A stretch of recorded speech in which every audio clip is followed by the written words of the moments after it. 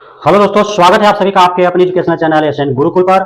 आज की इस वीडियो में हम लेकर के आए हैं आप नियोजित शिक्षकों एवं नए शिक्षक अभ्यर्थियों के मन मस्तिष्क में बीपीएससी परीक्षा को लेकर के बहुत सारे समस्याएं और दुविधाएं हैं, शंकाएं हैं।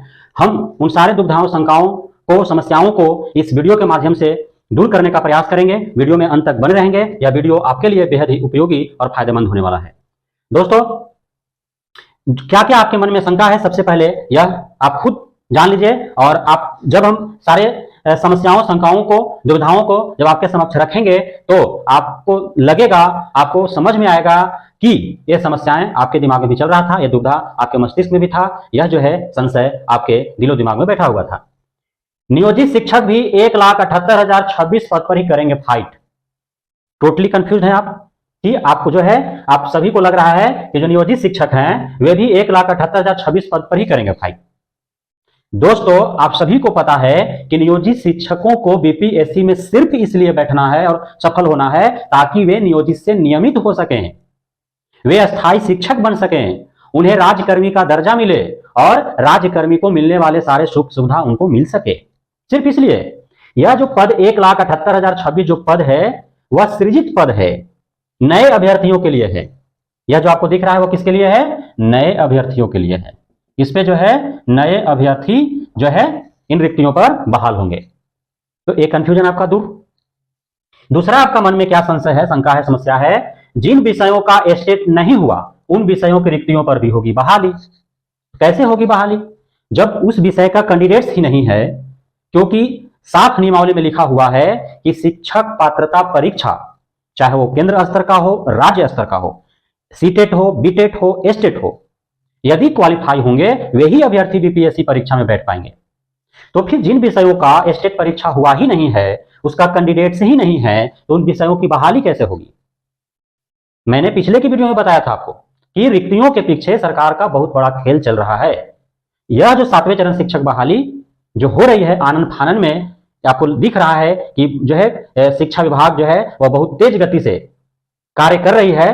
तो यह जो है किससे ओतप्रोत है? लोकसभा जो 2024 में जो आम सभा होने, आम जो चुनाव जो होने वाला है, लोकसभा का निर्वाचन जो होने वाला है, उससे ओतप्रोत है। उससे पूर्व जो है नियुक्ति पत्र अभ्यर्थियों के हाथों में रहेगा। और उसके बाद जो रिक्तियां अभी छोड़ी गई हैं किसी न किसी बहाने से, आपको पता भी नहीं चल रहा है कि कहां कहां सरकार जो है रिक्तियां चुरा कर बैठी है।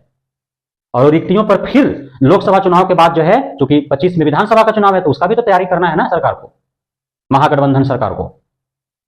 तो उसके लिए भी जो है बीपीएससी एग्जाम फिर से 24-25 में होगा। तो रिक्तियों को चुराया जा रहा है। वाणिज्य संकाय का परिणाम घोषित होने से पहले उच्च माध्यमिक का आ जाएगा विज्ञापन। अब बताइए, बार बार कहा जा रहा है, ट्वीट पर ट्वीट जो है बीपीएससी आयोग के चेयरमैन कर रहे हैं, शिक्षा मंत्री, मुख्यमंत्री शिक्षा विभाग के द्वारा बार बार कही जा रही है कि मई के अंत तक नोटिफिकेशन और अगस्त सितंबर में परीक्षा, दिसंबर तक नियुक्ति पत्र आपके हाथों में। और अभी जो है जो सीटेट कॉमर्स का जो एग्जाम हुआ है उसका रिजल्ट अभी तक घोषित ही नहीं हुआ है और वाणिज्य संकाय में रिक्तियां दिखाई गई हैं। तो उन रिक्तियों पर बहाली कैसे होगी? रिजल्ट आने से पहले नोटिफिकेशन आ जाता है तो वे लोग कैसे आवेदन कर पाएंगे? नहीं कर पाएंगे। खैर, अभी समय है, पूरा मई समय है, पूरा जून समय है, क्योंकि मई के अंत तक नोटिफिकेशन आएगा, पूरा जून जो है आवेदन करने का समय जो है आपको दिया जाएगा। तो उस बीच यदि वाणिज्य संकाय का परिणाम घोषित हो जाता है तब तो ठीक है, और नहीं होता है तो फिर यहां भी प्रश्नवाचक चिन्ह लगता है। 6ठी से 8वीं तक के शून्य रिक्ति के विरोध में अभ्यर्थी करेंगे केस। आप सोच रहे हैं ना कि 6ठा से 8वां तक जो है रिक्ति शून्य, 0/सन्नाटा है। हमने जो है आपको पिछले की वीडियो में बताया कि किस प्रकार जो है 6 to 8 में जो शामिल होने वाले, जो उसी में शामिल हो सकते थे, जैसे कि कौन लोग जो 2019 के बाद जो बीएड करके बैठे हैं, लगभग 1.5 लाख छात्र छात्राएं, उन लोग, अब स्टेट तो हुआ नहीं इस बीच, सीटेट जो है इस बीच जो है 5-6 बार हो गया। 2019 में हुआ 2 बार, 20 में हुआ, 21 में हुआ, 22 में हुआ, 5 बार हो गए। तो वो सीटेट पेपर 1, पेपर 2 क्वालिफाई है, और पेपर 2 ग्रेजुएशन और जो बीएड करके रखे हैं उनको ज्यादा उम्मीद था कि 6 to 8 वो शिक्षक बनेंगे, और उसमें रिक्ति शून्य कर दिया गया। 1 to 5 में वो शिक्षक बन सकते हैं, लेकिन उसमें भी अभी जो बीएड वर्सेज बीटीसी डीएलएड का मामला जो सुप्रीम कोर्ट में है, आदेश सुरक्षित है, कब आदेश होगा, किसके पक्ष में जाएगा, कहना मुश्किल है। तो अब भाई यदि वे कोर्ट का सहारा लेते भी हैं, कोर्ट का दरवाजा खटखटाते भी हैं, तो कोई दिक्कत नहीं है, सरकार जो है उनको जबरदस्ती कह रही है कि जाओ कोर्ट में, जाओ कोर्ट में। वो धक्का दे रही है सरकार कि कोर्ट में जा। अब कब जाएगा? स्टेट नहीं करा है, तुम सीटेट पेपर 2 क्वालिफाइड था तो उसमें रिक्ति नहीं दिए, फिर तुम पेपर 1 क्वालिफाई हो, सीटेट पेपर 1, और तुम 1 to 5 में जो है आवेदन करने के लिए लालायित हो, उसमें जो है तुम्हारे पक्ष में नहीं देगा सुप्रीम कोर्ट आदेश, तो क्या करोगे? जाओ कोर्ट, जाओ कोर्ट। धक्का दे रहा है सरकार। लेकिन जो है बिहारियों में बहुत ज्यादा पेशेंस आ गया है लगता है, वो धैर्य के साथ जो है एकदम बैठे हुए हैं, नहीं गए अब तक। देखिए क्या होता है। उसके बाद दूसरे राज्यों के अभ्यर्थी डोमिसाइल लागू होने पर नहीं होंगे शामिल तो वे लोग भी जाएंगे कोर्ट, ये भी जाएंगे कोर्ट। पहले डोमिसाइल नहीं था बिहार में, दूसरे राज्यों के आकर के नियोजित शिक्षक के रूप में बिहार में कार्यरत हैं। अब जो डोमिसाइल लागू हो गया, अब 7वें चरण शिक्षक बहाली का इंतजार दूसरे राज्यों के भी अभ्यर्थी कर रहे थे पिछले 4 सालों से, अब डोमिसाइल लागू हो गया तो ये भी जाएंगे कोर्ट। देखिए वेट एंड वॉच होता है क्या। 2019 के बाद 1,40,000 जो अभ्यर्थी पास हैं, बीएड जो पास करके रखे हैं, वे भी कोर्ट का दरवाजा खटखटाएंगे। हमने अभी आपको बताया।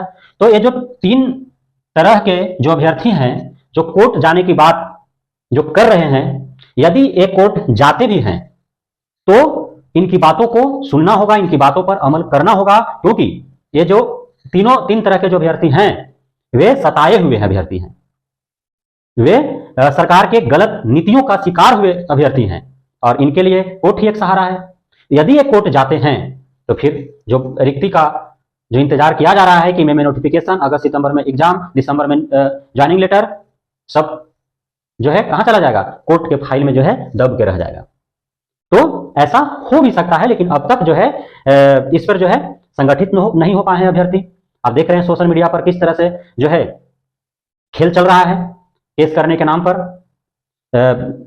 जो है 2 अलग अलग गुट के लोग जो हैं आपस में भिड़े हुए हैं, और वे गरिमा को भी पार कर गए हैं। आप देख रहे हैं किस तरह के भाषा का इस्तेमाल किया जा रहा है शिक्षक अभ्यर्थियों के द्वारा, जो बेहद ही दुखजनक बात है।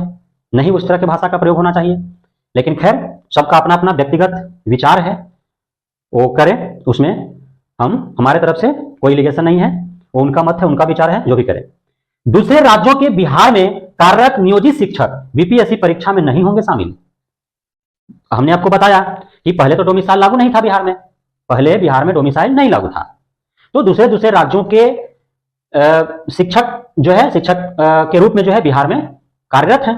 अब उन्हें भी नियोजित से नियमित होना है। अब बीपीएससी परीक्षा में शामिल होंगे, बैठेंगे, पास होंगे, तभी वो नियमित होंगे। अब यहाँ पे लागू कर दिया गया डोमिसाइल, तो अब उन्हें लग रहा है कि हम तो शामिल नहीं हो पाएंगे, तो क्यों नहीं शामिल होंगे। लेकिन अभी तक सरकार उनके लिए स्पष्ट, बहुत कुछ अभी स्पष्ट, बहुत कुछ अंधकारमय है, बहुत कुछ स्पष्ट नहीं किया हुआ है, लेकिन वे बैठेंगे। वे जो दूसरे राज्य के जो बिहार में नियोजित शिक्षक हैं, वे लोग भी बीपीएससी परीक्षा में बैठेंगे नियमित होने के लिए। उनके लिए भी सरकार जो है ऑप्शन देगी, स्पष्ट करेगी कि वो किस प्रकार जो है बैठेंगे वो। उनके लिए डोमिसाइल की आवश्यकता नहीं है, वो बैठेंगे। क्यों नहीं बैठेंगे? बैठेंगे। 7 फेज का मई में विज्ञापन और अगस्त में होगी परीक्षा। एकदम हो हंगामा मचा हुआ है, हाय तौबा मचा हुआ है। तो करो तैयारी, करो तैयारी। हम भी बोल रहे हैं करो तैयारी। अरे आज न कल होगी एग्जाम, तैयारी रहेगा तो अच्छी बात है। करो तैयारी। 4 साल से इंतजार कर रहे थे, 2019 इंतजार किए, 20 इंतजार किए, 21 इंतजार किए, 22 इंतजार किए, 23 भी कर लो इंतजार, आधा 23 खत्म हो गया। करो तैयारी, पूरे जोर शोर से तैयारी करो, पूरे लगन मेहनत के साथ तैयारी करो, पूरे युद्ध स्तर पर तैयारी करो, रट जाओ, चट जाओ, पूरे सिलेबस को एकदम मस्तिष्क में बैठा लो। प्रश्न कहीं से आए एकदम पॉइंट आउट जो है एकदम सही आंसर पर ही होना चाहिए। लेकिन कैसे? आप देख रहे हैं कितना सारे प्रश्नवाचक चिन्ह लगे हुए हैं इस बहाली के प्रति, बहाली के खिलाफ, बहाली के ऊपर, बहाली के विरुद्ध कर सकते हैं। कितने सारे प्रश्नवाचक चिन्ह लगे हुए हैं। जिन विषयों का स्टेट नहीं हुआ है, रिक्ति उसका भी आ गया है। अब उस पर कौन कैंडिडेट अप्लाई करेगा? जो है स्टेट कॉमर्स का रिजल्ट घोषित नहीं हुआ है, रिक्ति आ गया है, कौन आवेदन करेगा उस पर? 2019, 20, 21, 22 में 1.5 लाख बीएड पास अभ्यर्थी हैं। स्टेट पिछले 4 साल से नहीं हुआ है, 6 to 8 में रिक्ति नहीं दिया, 1 to 5 के लिए BEd versus BTC Supreme Court के पास ऑर्डर सुरक्षित, वे लोग कहां जाएंगे? तो डोमिसाइल लागू कर दिए। नहीं, दूसरे राज्य के अभ्यर्थी भी जो है बिहार में शिक्षक बनना चाह रहे थे, पहले के जैसा नहीं बन पा रहे हैं। तो बहुत सारे प्रश्नवाचक चिन्ह जो है इस 7वें चरण शिक्षक बहाली के ऊपर खड़े हैं। अब किस प्रकार नैया पार होता है, कैसे नोटिफिकेशन आता है, कैसे एग्जाम होता है, वह जो है इंतजार ही करना होगा कि कब क्या होगा, कुछ नहीं कहा जा सकता है। बहुत सारे प्रश्नवाचक चिन्ह हैं। सरकार जो है वह बहुत सारे पॉइंट छोड़ के रखा है कि किसी प्रकार जो है कोई तो उठे। बहुत लोगों को जो है उन्हें रास्ता दे रखा है कोर्ट जाने के लिए, कोई जा ही नहीं रहा है। लगता है कि जाएगा भी नहीं कोई, लगता है कोई जाएगा। अब क्या जाएगा, अब तो सिलेबस आएगा, फिर 10 दिनों के बाद नोटिफिकेशन जारी होगा, आवेदन होगा, फिर आवेदन हो जाएगा, फिर जो है एग्जाम होगा। नोटिफिकेशन से पहले कोई कोर्ट नहीं जाता है तो फिर मामला रफा दफा, जैसे है वैसे एग्जाम होगा, बहाली होगा। जिनका जो बीपीएससी परीक्षा में नहीं शामिल होंगे, सातवें चरण शिक्षक बहाली में शामिल नहीं हो पाएंगे, वे इंतजार करें। फिर पुनः 4 साल के बाद आया वैकेंसी, फिर कितने साल इंतजार करना पड़ेगा, लेकिन 2025 में विधानसभा चुनाव है तो उम्मीद रखा जा सकता है। तो बेहद ही दुख भरा बात है, और इस दुख भरे वीडियो में अंत तक बने रहने के लिए आप सभी शिक्षक अभ्यर्थियों, नियोजित शिक्षकों, शुभ चिंतकों को बहुत बहुत धन्यवाद। आप इसी प्रकार अपार प्रेम बरसाते रहिए। हम भी आपके लिए पूरी मेहनत के साथ, शिद्दत के साथ आपके हर समस्याओं, हर शंकाओं, हर दुविधाओं को बेहद ही सरल और सहज भाषा में जो है वो दूर करने का प्रयास करते हैं। और हम उम्मीद करते हैं कि हमारे द्वारा दिए जा रहे जो भी आपके समस्याओं का समाधान है वह संतोषजनक है।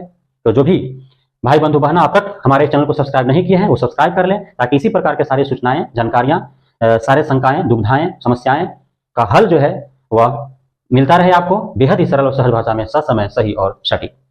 पुनः एक बार बहुत बहुत धन्यवाद आप सभी का, और हार्दिक शुभकामनाएं भावी शिक्षकों को शिक्षक बनने के लिए। आप बीपीएससी परीक्षा की तैयारी करें पूरे लगन और मेहनत के साथ, पूरे शिद्दत के साथ, और आप जो है बीपीएससी परीक्षा में बैठें, पास करें और आप सरकारी शिक्षक बने, राज्यकर्मी बने, और आपका जीवन, आपका भविष्य उज्जवल हो, आपके घर परिवार, बीवी बच्चे, माता पिता का जीवन में खुशहाली आए। बहुत बहुत धन्यवाद।